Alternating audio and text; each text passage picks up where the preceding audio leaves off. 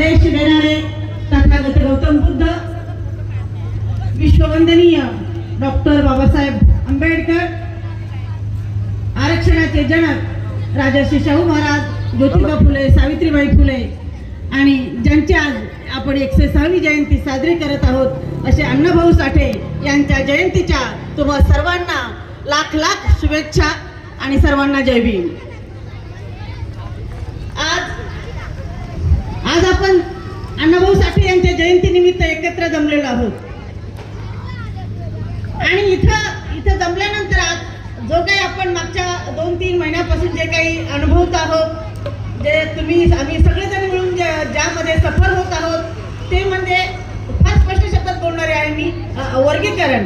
आणि या उपवर्गीकरणामुळं जरी काही उच्छाद मांडलेला असेल, जरी काही वातावरण गढूळ झालेलं असेल, जरी काही वातावरण मलिन झालेलं असेल, तरी नेमकं काय आहे तर नेमकं हे आहे.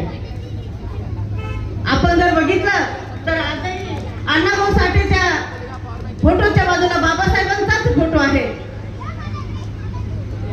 एक साधीशी गोष्ट आहे, एक शेतकरी मरणाच्या अवस्थेमध्ये असतो, तो मरणार असतो आणि त्याला 4 मुलं असतात. तर तो शेतकरी त्यांच्या चारही मुलांना जवळ बोलवतो, प्रत्येकाच्या हातामध्ये एक एक एक एक तो काठी देतो, ती छोटी काडी असते, काडी देतो आणि ती तोडून दाखव म्हणतो. प्रत्येक मुलगा याच्यामध्ये काय अवघड म्हणतो आणि प्रत्येक मुलगा आपली एक एक काडी तोडून दाखवतो. त्याच्यानंतर ते वडील काय करतात, ते दुसऱ्या 4 काड्या एकत्र घेतात आणि मुलाच्या हातामध्ये देतात आणि मुलाला म्हणतात ही जी काड्याचा गुडघा आहे हा मोडून दाखव. आणि प्रत्येक मुलगा तो प्रयत्न करतो आणि जो काही काड्याचा गुडघा असतो त्याला तो तोडता येत नाही. आणि हेच आहे की जर सगळे एकत्र असतील तर त्यांना तोडलं जात नाही, त्यांना तोडता येत नाही. म्हणून डॉक्टर बाबासाहेब आंबेडकरांनी जे संविधानामध्ये आरक्षण जे दिलं, आरक्षण देताना 13% आरक्षण जे एससी वर्गाला दिलं, ते एससी मध्ये मातंग समाजाला एवढं, चांभार समाजाला एवढं, महार समाजाला एवढं, असं जातीचं वर्गीकरण, उपवर्गीकरण डॉक्टर बाबासाहेब आंबेडकरांनी केलेलं नाही. ते यासाठी केलेलं नाही की ही जी ताकद आहे, एससीची ही ताकद आहे, हे सर्व जर एका मुठीने राहिले तर कुणीही यांच्यावर अन्याय अत्याचार करू शकणार नाही. कारण शेकडो हजारो वर्षापासून एससी वर्गावर आपलं आता महार म्हटलं की महाराच्या सोबत काय येतं, मांग म्हटलं की महार येतं, महार म्हटलं की मांग येतं.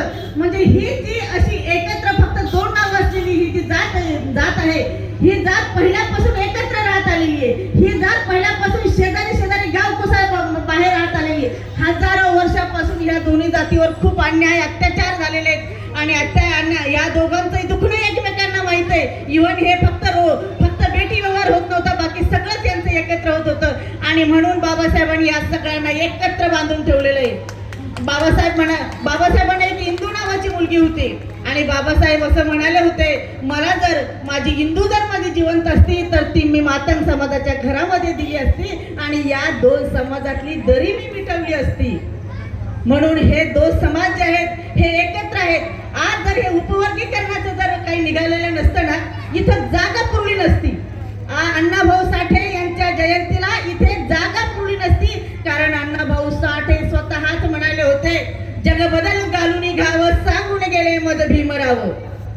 आणि अण्णाभाऊ साठे स्वतः जेव्हा म्हणतात की मला भीमरावांनी सांगितलंय की हे जग घाव घालून बदलायचंय, मात्र आता होतंय असं की घाव आपल्यामध्येच घाव मारण्याचा प्रयत्न होतोय. पण आपण पाणी आहोत आणि पाण्यामध्ये किती काठ्या मारल्या तरी पाणी वेगळं होऊ शकत नाही. हे आपल्याला वारंवार दाखवून द्यायचंय की आम्ही एकच होतो, एकच आहोत आम्ही एकत्र राहू. या स्टेजवर जेवढं काही अण्णाभाऊ साठेचा जय जयकार झाला आपण ऐकलात, तेवढाच बाबासाहेबांचाही जय जयकार झाला. आणि म्हणून सगळ्यांनी, मला माहिती आहे वेळेचं बंधन आहे आणि म्हणून मी पुन्हा असं म्हणेल, फोडा राज्य करा अशी अवस्था येऊ देऊ नका.